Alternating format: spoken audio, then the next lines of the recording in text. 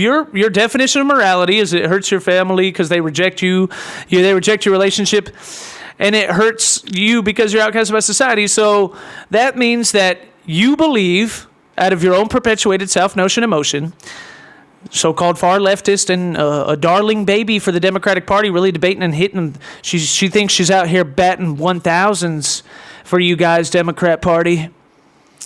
She just made the argument that homosexuals should all stop being gay, and that there should be no homosexual relationships, and that everybody that's ever come out of the closet should go right back in there because they hurt their family and they were outcasted by society. They hurt themselves, so it's immoral. That's what she just said, right? And then, even deeper than that, so civil rights should have never happened either, right? Because, and he brought that up too as well, right? This is what I would have done. That's what I would have said. So we should just throw the whole civil rights movement away because when they were fighting for civil rights, they were probably rejected by a whole lot of people, right? So your definition of morality is cowardice. That's right. Your definition of morality, your own personal definition, what you said, not what we said, what you said. You said it. Your definition of morality, far leftist, is that people should be cowards, and they should go with the majority all the time. So if they're in Nazi Germany, they shouldn't stand against anti-Semitism and murdering Jews because they would be outcasted by society and bring harm to themselves and their family, so it's immoral.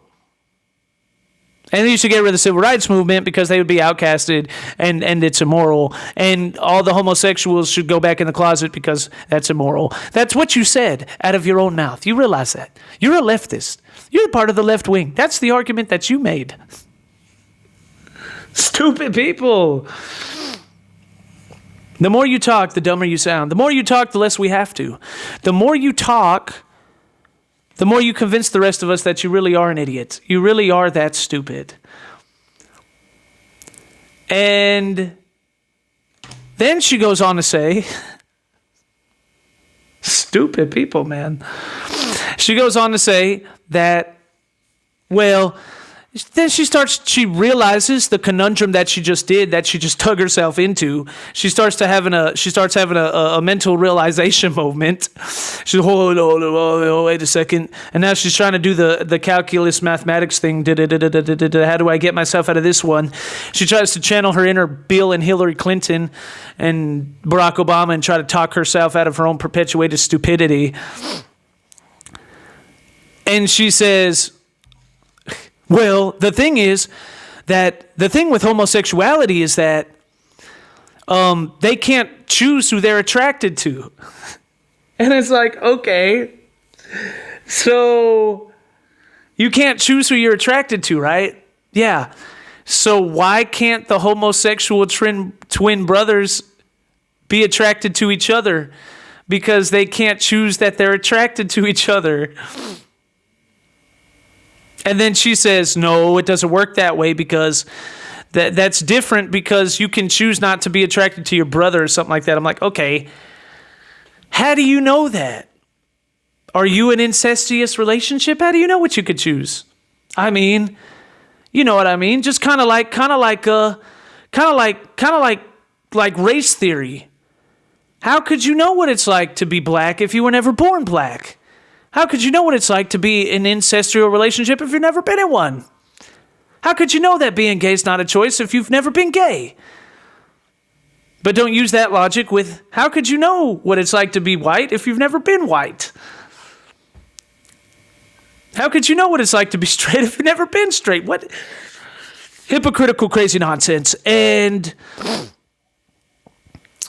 she says, So off of her own accord, how do you know that they could choose not to be attracted to their homosexual brother, to their twin brother incestual relationship? How do you know that? Well, why? Because it's your preference of morality. That's right, exactly. Because it's not rooted in anything real. That's why.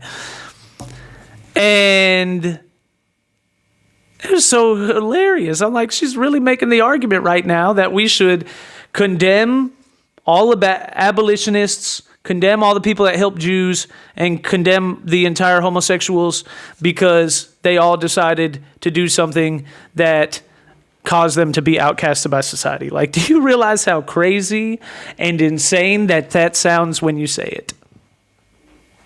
But the reason why you say it is because you can't think of another argument for why it's immoral. Because like the liberal, the whole point of view, the reason you bring up that argument, catching her in her own lies and her own webs, tossing herself into a circle, is that the whole point is that liberals don't have a definitive version of morality. They don't know what to say. They don't know what they think, and they switch on a dime whenever it's convenient for them. They don't have a sense of morality. They're fluid. Their opinions are as fluid as their genders are. They go back and forth constantly. The only difference between them and conservatives is when conservatives say something, they have to stick to it. If a conservative flip-flops, the whole world calls them out on it. Liberals flip-flop, and it's called being progressive. 15 years ago, that was the argument people made for homosexual marriage. And now you call those people bigots. So 15 years from now, if people are in incestuous relationships, are they going to call you a bigot? Today you're a trailblazer, tomorrow you're a bigot? That's how it's going to work? Probably, right? Cancel, because that's what they do now, right? Cancel Abraham Lincoln. Get rid of capitalism and slavery. Yeah. Bunch of nutcases. So the thing is, and then she's like, well, the thing is, and then she just keeps digging herself into a hole. She just keeps digging herself into a farther and deeper hole. Like, come on, you stupid, figure it out, man. Like she says, she goes, well, incestual relationships aren't a thing. And so, oh yeah, they are. That's not a sexuality. Yes, it is. You think of all people, you would know that. You're the far left. You're the ones that came up with 167 sexualities. If anybody's an expert on gender studies and all the sexualities out there, it should be you, right? There is an entire sexuality based on incestuous relationships. There's an actual word for it. I forgot. Just go watch it. He brought the word up. They Googled it. They brought the word up. I forget what it's like, consequences or something like that. It's very interesting. And Google actually tells you, by the way, 20, and then this is where she starts digging herself in a deeper hole. She says, how many people is that even though? Like, how many people are you actually talking about? Like, what percentage of society? Yeah, exactly, honey. What percentage of society is involved in it? Now, that's your argument for us not to talk about it? I hate to break it to you, but that's the argument for why people don't want to talk about transgenderism. You realize that, right? Because they make up less than 1% of the population. And nobody understands why 1% of the population is telling the other 99% what to do, right? That's the exact opposite of democracy, correct?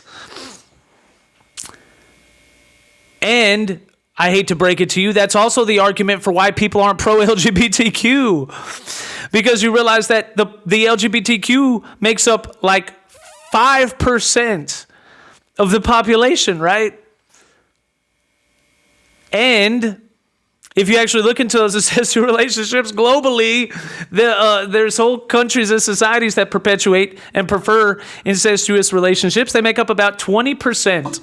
Google it, 20% of the human population. So by definition, their population for those incestual relationships are 20 times higher than transgenders relationships.